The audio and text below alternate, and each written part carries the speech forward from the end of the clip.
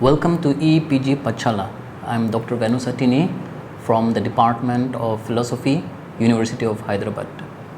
This is Logic 1 and the name of the module is Basic Set Theory Part 2. The module is written by Professor Mamata Bandyopadhyay. Last time we have discussed the possibility of constructing sets and then operation of sets, relation of sets, and then went on to define something called ordered pairs or couples, which is defined by Cartesian product. We want to go a little further today and exclusively see the relation which holds between members in the set. In that we will explore different properties of relations. Also, we know that relations, which we have seen last time, is a special kind of set only, because we do some kind of set operation to generate new set, and we are doing Cartesian product to generate this set. So it's a set of relations. In this sense, we can also use those set operators like union, intersection to define even on relations. So today we'll explore all these operations and properties of relations, and then from there we go on to a very special kind of relation called function. Now we know how to define a relation. That is, given a set A and B, we can define a Cartesian product of A into B and then come up with a list of ordered pair. Today we will talk about something called converse relation. Converse relation is a relation such that if there is a relation from A to B, then we will define a relation from B to A. In other words, given any two elements x, y, if there is a relation from x to y, converse relation will be y to x. So the order is important. Let us look at a board, for example. If R is a relation and it has a set of members which are all ordered pairs, one is 1 2, 2 4, 3 6, and if we define converse relation on R, there is a small mark above R. Sometimes it is a bar R or sometimes it's a complement R, but let us say it's converse R. So converse R will be 2 1 4 2 6 3. You see the sequence have changed from 1 to 2. In the converse it has become 2 to 1. Just change the order of the pairing. That's how we get this idea of converse relation. Now we can get new and new kind of relations by doing certain things, and when we want to talk about two kinds of relation to define some relation, let me come up with an example. If suppose somebody is known as a grandfather and somebody is a grandchild, how are they two related? They are related through father. So that will give us the idea of combining two relations at a go. Father, the idea of grandchild or grandfather. Likewise, this idea is called the relative product, means a kind of composite or combination of relations. Here we will call it binary relation, R and S. But we should always keep in mind that relation is always defined in a set or on a set. So let us look at the proper definition of what is a relative product. The relative product of two binary relations R and S, represented by R oblique S, holds between two elements x and y with double condition, that is, if and only if there is an element z such that there is a relation which holds between x and z and another relation which connects z with another y, then only we can talk about the relation of x and y. So put it in logical symbols. It is x is related to y via two relations Rs, even only if there is an element z such that x is related to z and also z is related to y. Suppose, let us look at the example. if there are two relations P and R, and P having this number of ordered pairs 2, 4, 3, 6, 4, 6, another relation R with members 3, 2, 3, 4, 5, 7, 6, 9. If we are asked to define these composite relations, means relative product relations PR, then what is the set we are going to get? By definition, the first element should be supplied from the first element of relation P, and the second element should be supplied by the second relation, which is R. So how do we do this? Let us check one by one. Say 2. What is the second element? 4. Is 4 the first element of the second relation R? No. No ordered pair in the second relation starts with 4. Now let's go to the second one, 3 and 6. Now, is any element in relation R start with 6? Yes, the last ordered pair, 6, 9. That means we got it. We can have a collection 3 via 6 to 9. So we have our first element 3, 9. Let's check the last one, 4, 8. Any element in the relation R start with 8? No, it doesn't. So if there is a composite relation or a relative relation PR, we have only one. Now we can also define these kind of relative relations or relative product relation on itself, that is P oblique P. Can we do like that? Let us see. Given relation P, we have 2 to 4. Anything starting with 4? Second, no. Third, yes. 4 and 8. That means we can have an ordered pair 2, 8. Because 2 to 4, 4, 8. Is there any more? No, there is not. That is the only one we can have. What about the second relation R? Can we have this kind of RR relation? We look at the member 3, 2. Anything starting with 2? See, no. We move on to the next pair 3, 4. Anything starting with 4? No. 5, 7. Anything starting with 7? No. 6, 9. Anything starting with 9? Look left and right. No. No ordered pair in this relation R starts with 9. In which case our collection is empty.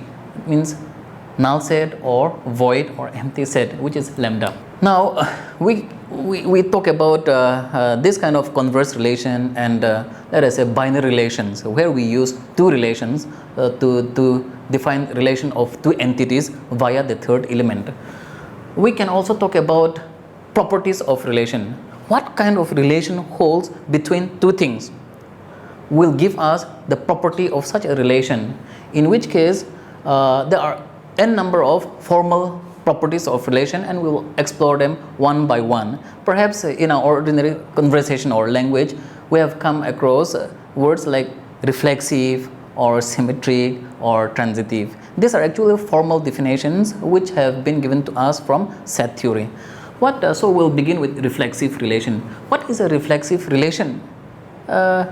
It is a very technical, in the sense a reflexive relation is a special kind of relation, and the only example that I can give now is a relation with oneself, and that is identity. I am identical with myself, A. So but we know that relation is defined by Cartesian product.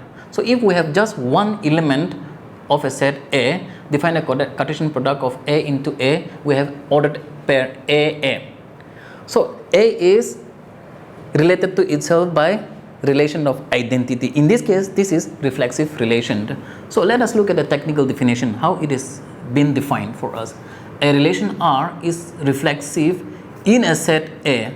Note that it is always defined in a set, means between the members of a set, even only if every member of the set is related to itself. See, self-relation by the relation. R, technically put in symbolic language, is reflexive in A even only if for all values of x, if x is a member or element of A, then there should be a relation of x and x related R. X R x, that means x has a relation. Now we can talk about a relation which is just kind of opposite of reflexive relation. How are we to understand that? That is defined as irreflexive relation.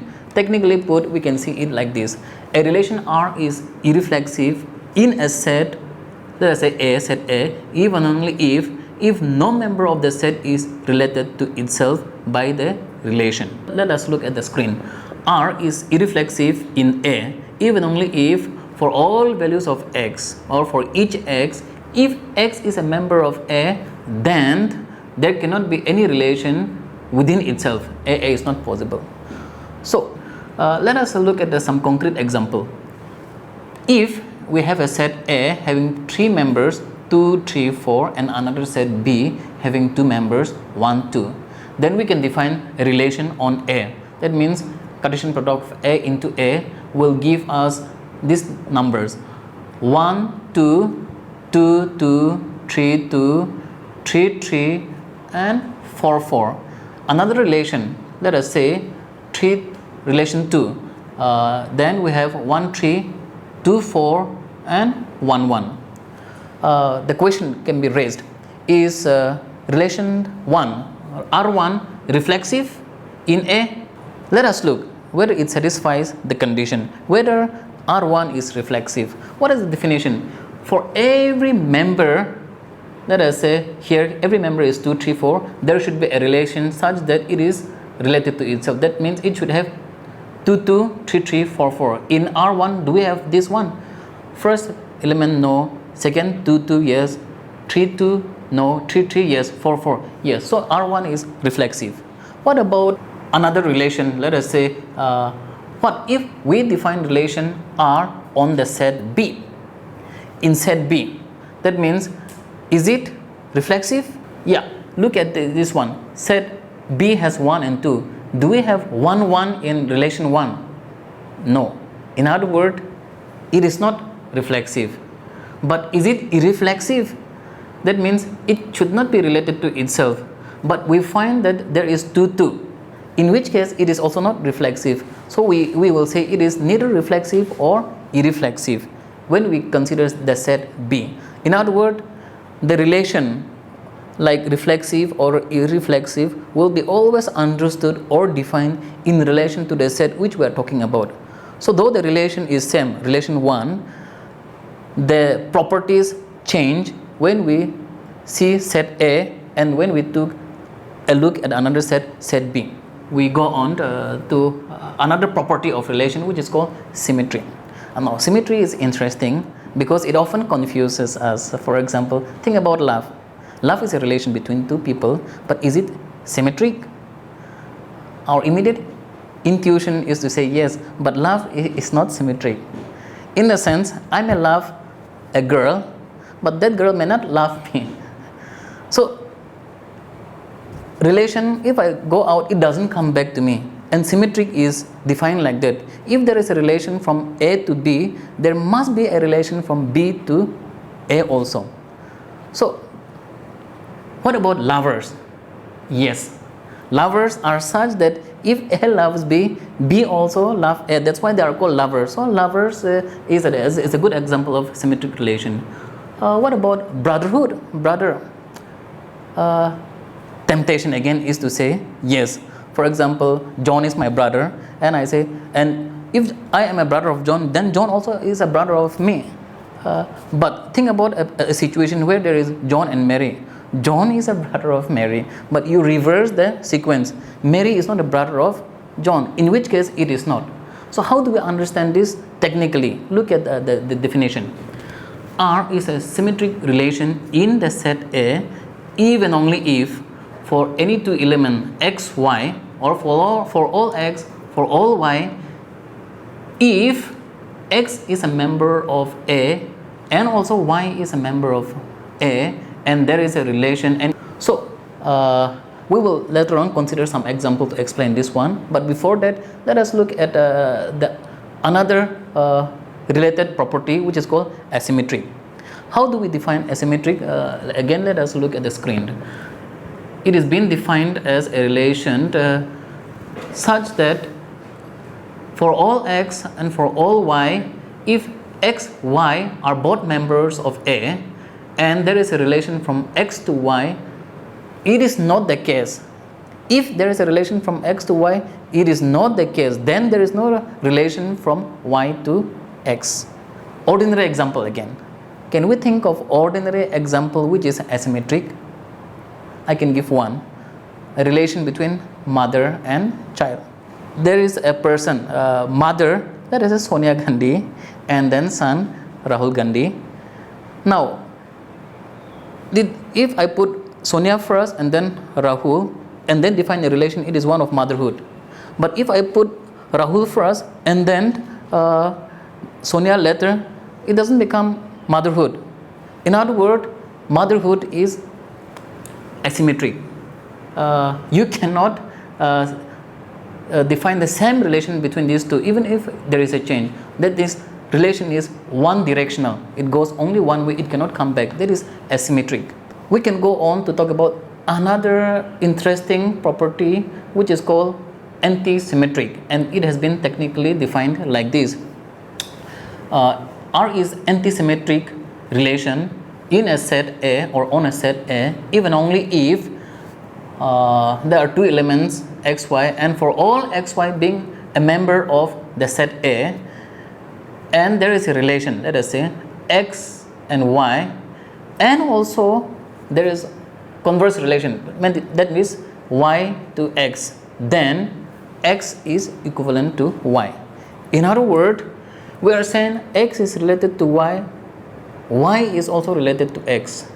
Looks like symmetric, but the condition says that if there is such a situation, then it should become equal. X should become equal with y. This is what distinguishes anti-symmetric from symmetric relation. Can we think of an example?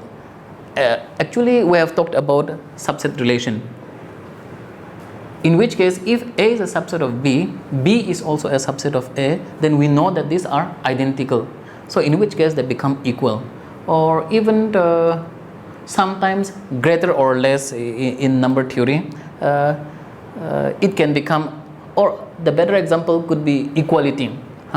If a number 5 is equal to 5, again 5 is equal to 5, therefore 5 is equal to 5. So any equality is actually anti-symmetric. Let us look at some examples. Suppose we have a set A with members 1, 2, 3, 4, another set B with members 5, 3, 6, and we have a relation 1. We have two relations, relation 1 and 2, and relation 1 is having these members 1, 2, 2, 1, 3, 2, 2, 3, 5, 3. And relation 2 is having these members 1, 3, 2, 4, 1, 1. Now, is relation 1 symmetric? Let us look very closely. If there is an ordering of pair like 1, 2, there should be another pairing of 2, 1. So, what are the members here? 1, 2, yes. So, can we reverse? Is there any 2, 1? The next immediately is reverse the sequence of elements, so it's okay. Next one, 3, 2, is there 2, 3? Yes. 5, 3, is there 3, 5? But is 5 a member of A? No, that means it is immaterial. Only we need to consider which are members of a set A, and since 5 is not a member of A, we don't consider, in which case this is considered symmetric. What about asymmetric relation? Let us take a look at set B and see whether we can define asymmetric relation on this with respect to relation 1. Asymmetric relation. So there are 3 elements, 5, 3 and 6. Is there any relation starting with 5? Yes, last one, 5, 3. Is there 3, 5? No. Anything with 3? 3, 2, yes. Is there 2, 3 relation? Yup. But again here, 2 is not a member of B, in which case we'll pass it. 6, anything starting? No, 6 is not even occurring in the relation, so we rule out. In which case, when a relation R is defined on a set B, it becomes asymmetric. R2 is if you look it properly, R2 is neither symmetric nor asymmetric, but antisymmetric in A. So also R2 is symmetric, asymmetric, and also antisymmetric in B. How do we define R2 on a set B? You see, look, the members of set B are 5, 3, 6. If we look at relation 2, there is no occurrence of 5 and 6 in the ordering of the pair. So in which case, if you look at the definition one by one, you will understand that it is symmetric, asymmetric, and also antisymmetric in B. Now we move on to the other property, which is called transitive. Transitive means trans, moving from one to another, transportation, that kind of thing. So that means we need three things. The other relation we are talking about may be understood in terms of two things, binary. But if we are talking about transitive, like from A to B and B to C, trans via something. So here we need three elements. And how are we to understand transitive relation? Maybe let us say ordinary example could be again the equality. If asset A is equal to B and B is equal to C, then we can also show that A is equal to C. So how are we to capture such a definition using set theoretic properties? Let us look at the screen again. R is transitive in a set A if and only if we need three elements, keep in mind, to define a transitive relation. X, Y, Z, for all X, Y, Z, all are members of A. X element of A, Y element of A, and Z element of A. And this is important, there is a relation between X, Y, and also Y, Z. Then we can say that there is a relation from X to Z. That is a definition of transitive relation. Now keep looking on the screen. There is another property which is just opposite or different from transitive. It is called intransitive relation. R, a relation is intransitive in a set A even only if for all X, Y, Z such that they are all members of the same set A, and if there is a relation from X to Y and Y to Z, then there is no relation from X to Z. Now let's talk about ordinary situation. Is the relation of motherhood transitive? You see, A can be a mother of B. B can be a mother of C. Now is A mother of C? No. In other words, it is not transitive. There is a relation from A to B, motherhood, B to C, motherhood, but A and C, the relation is not motherhood. In fact, it is actually grandmother. So it is intransitive in a sense. As I mentioned before, any relation of subset will be transitive. In the sense, if A is a subset of B, B is a subset of C, in other words, A is also a subset of B. Or ordinary relation, let us say older. If I am older than John, John is older than, let us say, Mary, of course I am older than Mary. So this is called a transitive relation. Think about greater or less, or even greater relation in number. 5 is greater than 4, 4 is greater than 3, therefore 5 is greater than 3. It is transitive. So anyway, let us look at the concrete examples. Suppose we have a set A with members 2, 3, 4, another set B with members 5, 3, 2, and there are two arbitrary relations, R1 and R2, and members of R1 are 3, 3, 2, 4, 4, 3, 2, 3. Members of R2 are 1, 5, 6, 9, 7, 7. Then we say R is transitive in a set A as well as in B. How? Keep looking at the relation. In R1 there is 3, 3. So is there any ordered pair starting with 3? No. So then we finish. We go on to the next one, 2, 4. 2, 4. Any starting with 4? Yes, 4, 3. So we need to find a relation from 2 to 4. Yes, 2 4 itself. No, 2 to 3. The next one, yeah, next one. So 2 3 is there. We move on to 4. 4 3. Any member starting with 3? Yes. The first ordered pair 3 3.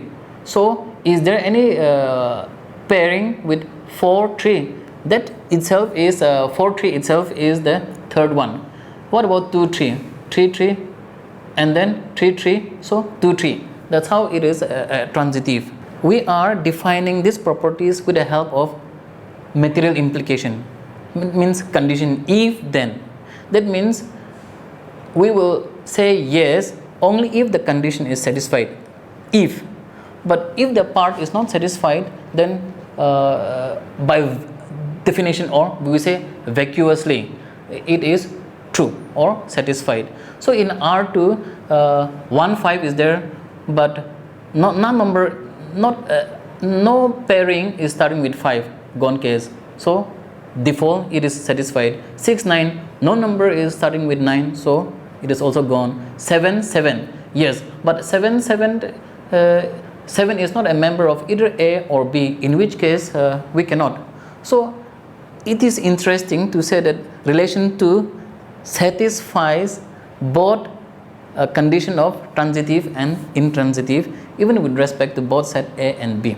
We have just seen the three different kinds of different properties of a relation under the head of reflexive, symmetric and transitive.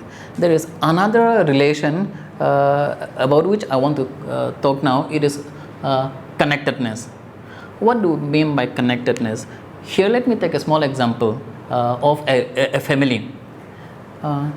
In a given family, everyone is related to one another. No member of a family is not related to anyone. In other words, everyone is related to one another. Say either it is brother-sister relation, or son, father, or children, parents. I mean, no one in a family is without relation. Each one has a relation with each other. So this is called connectedness. Let us look at the technical definition. R is connected in a set A even only if for all x and y the condition is if x is a member of A, y is also a member of A, but x is not identical with y, then in other words, either x is related to y or y is related to x. Keep looking at the screen, because in relation to this we can also define another relation which is called strongly connected. When it is so, it is so even only if for all x, y, both x and y are element of A. If they are element of A, then either x is related to y or y is related to x. What is the difference? In the first condition, that connectedness, we have a condition that x and y should not be identical. But in the second condition, which is strongly connected, we are not eliminating the possibility of same relation holding between two members. So in the first case, given any two numbers or on a number theory, the sign greater, we can always put it any two number is related by greater. You put it, you will always find yes or no. So it is connected, because greater, we are not saying greater or equal. So it can be defined that way, connected by relation of greaterhood. Whereas in the second case, strongly connected, we can use equal or greater, or equal or less, such that if I put 5 on the one side, 5 on another side, it holds good. So even if I change it, it holds good because they are the same number. So in which case greater or equal to, or less or equal, or even in the language of set theory, subset is a relation of rather strongly connectedness. How is there a mechanism by which we can combine all these kind of relations in one relation? I mean, is there a possibility to talk about these properties, reflexive, symmetric and transitive, in one relation, we say yes, and it is called equivalence relation. A relation is equivalent even only if the relation is reflexive, symmetric, and also transitive. How are we to understand this? I can give a small example. Identify a group of people and then classify this group of people according to their age. One group of people with the same age, let us say 5 years, another with 10, another with 15. In each class, in each group, you see A is related to B with the same age, let us say 5, and B is related to C with the same age group 5. So A is also related to C with the same. So it is reflexive because 5. Identical in the sense of age 5. Symmetric because the same holds good 5. Either way you change the relationship is still 5. So when we go on to A to C, from A to C, the relation, because it is same age, it holds good. So in such a case, it is true of the set of people with 5 years and 10 years and 15 years. I mean, in each set, if they are equal in their height or age or weight, I mean, equality, in other words, is an equivalent relation. We go on to the next topic, which is called function. Functions are a very special kind of relation. We have to look at it very carefully. It is also the result of a Cartesian product. In other words, relation is a subset of Cartesian product, and function is a subset of relation. So it is differentiated by a list of conditions. Relation, okay, but very special relation, that's why they are called function. Let us look at the technical definition before we proceed.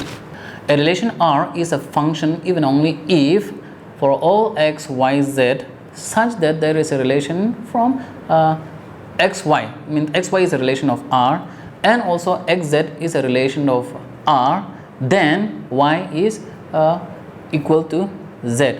Notice, keep looking at the screen. Notice that y and z are the second element of the ordered pair. X in both the occurrence is the first element of the ordered pair. In other words, if we are defining a relation from a set A to set B with members, then each element in the set A needs to be correlated with another element in the set B. Now the condition is such that no element in the set A can be related with two elements in the set B. The example I can give a very funny one, but you see, if I am a husband of a woman, then I cannot be a husband of another woman. Of course, I'm thinking of monogamy. So I cannot be related with two wives. In this case, given a monogamous society, a husband is not a function. Likewise, a mother is not a function in that a mother can have several children. So a mother, and then on the set B is a mother of A, B, C. So here the condition says that from one element of set A, it should be correlated with only one in the set B. So that is the condition of a function. But there can be another condition, like for example, it may so happen that two different elements in the set A can end up with the same value. In other words, we can go to a marketplace, and when you enter a shop, you will realize that biscuit, though it's a different thing, and bread, though it's a different thing, their value may be same, 10 rupees. So it is possible. The only thing that we need to keep in mind is that the same biscuit should not give us two different value, rupees 5 and rupees 10. That is not a function. Likewise, the very good example that I can give is sometimes called 1-1 function, and it is attendance, taking attendance in the class. Each member in the class is assigned a unique number. So roll number 1 to one individual, 2 to another individual. So this is actually function. And when there is a unique distribution in such a way that each element is assigned a unique value, it is called 1-1. In the first example, when biscuit and bread is having the same value, it is called many one. So likewise, we can have different classification of functions. But let us look at an example of some relation. Let's say when R is having a member 1, 3, 2, 4, 5, 1, is R a relation? You can say yes, because here you see that 1 is not repeated. Mean 1 is having a unique value 3, 2 is also having a unique value 4, 5 is also having a unique value 1. So it satisfies the condition of a function. So in order to understand this function, we can come up with more vocabularies. Just like we have tried to understand relation in terms of domain, codomain and field, even here in function we can talk about domain and range, or values, or codomain. So the function is always defined on an element, so that the element can be uniquely assigned a kind of value. So that when it shows up in an ordered pair, the first element will be always a member of domain, and the second element is always a member of the codomain value. So we have just seen domain, codomain or range values, but also unlike relation, this is just for the purpose of convenience. When we are defining relation with the help of symbols, we are using capital letters or uppercase, like capital R, capital P, and so on. But in the case of function, we will use the lowercase, the small letter. That is the conventional practice in the set theorem.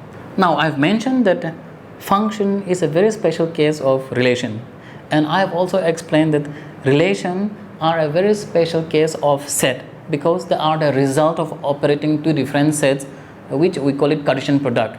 So that means we can also use the same kind of set theoretic operation like union and intersection to even talk about functions. But because of want of time and space, we will not be able to talk about all those different operations on function.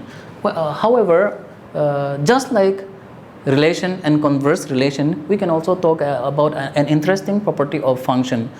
Function, converse function and inverse function. When both f and its converse, means converse function, are also function, the converse is called the inverse of the function. So when the converse of a function f is a function, that is the inverse of f exists. The inverse of s is denoted by this symbol f minus 1.